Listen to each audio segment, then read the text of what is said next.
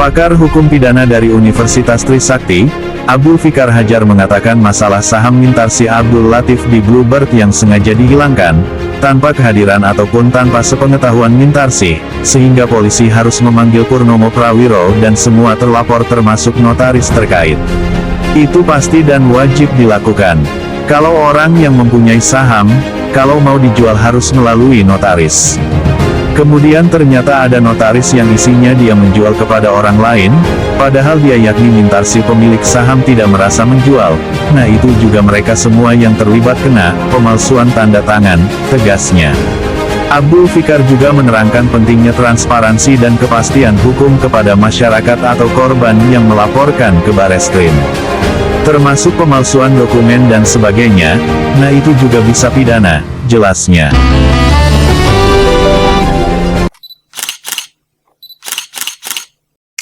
Pakar hukum pidana dari Universitas Islam Indonesia Yogyakarta Profesor Muzakir berpendapat, berbagai persoalan hukum diduga kerap terjadi hanya berjalan di tempat, bahkan berlarut-larut tanpa adanya kepastian hukum, seperti kasus penghilangan saham di Bluebird milik Mintarsi.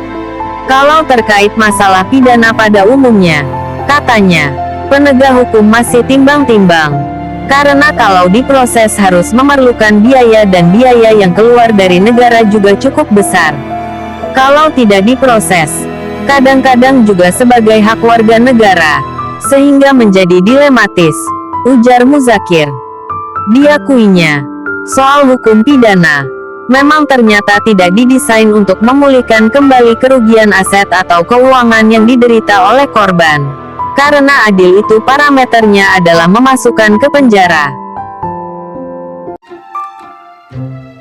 Guru Besar Fakultas Hukum Universitas Jenderal Sudirman Profesor Hipnu Nugroho dalam kasus penghilangan saham di Bluebird milik Mintarsi Abdul Latif mengatakan, tentunya pelaporannya menunggu para terlapor dipanggil dulu untuk klarifikasi. Pasti terlapor dipanggil, kata Hipnu.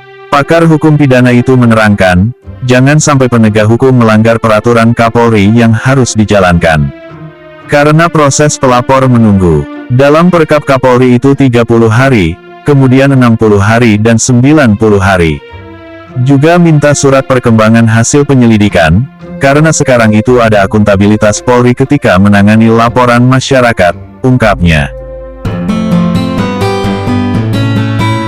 Pakar hukum Prof. Wila Chandrawila angkat bicara soal kasus penghilangan saham Mintarsi, diungkapkan bahwa saham tidak akan hilang dengan sendirinya, apabila seseorang mengundurkan diri dari sebuah perusahaan, sebab ada aturan baku yang mengatur.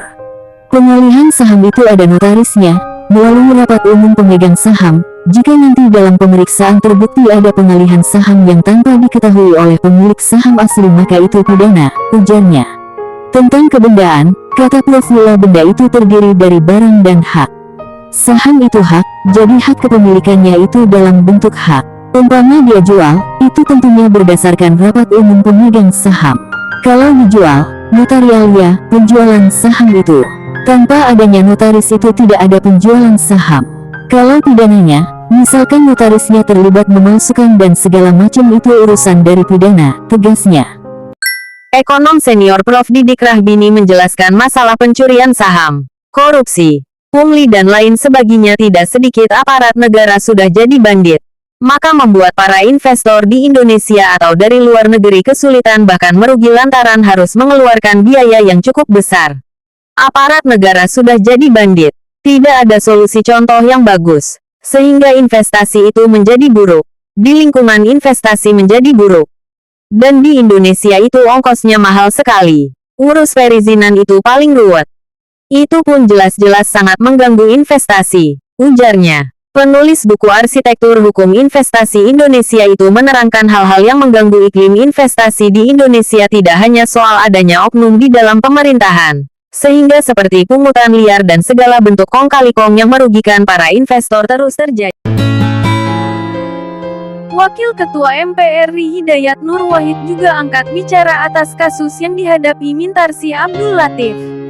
Menurut Hidayat, cita-cita ingin menjadi Indonesia merdeka dulu adalah untuk lepas dari ketidakadilan dan depresi penjajahan yang dilakukan oleh penjajah Belanda.